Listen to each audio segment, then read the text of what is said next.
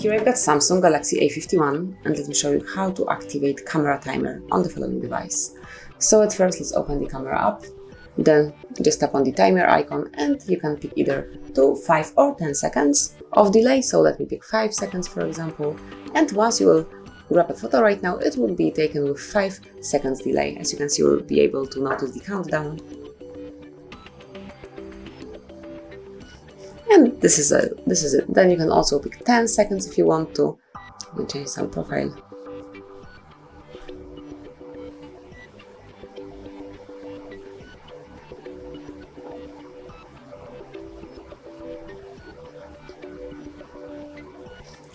And this is it. To switch off camera timer, just tap on the timer icon and click on off. So that would be all. This is how you can smoothly and easily use camera timer on your device, how you can switch it on and off and pick the mode that you like the most. Thank you for watching. Please subscribe our channel and leave the thumbs up.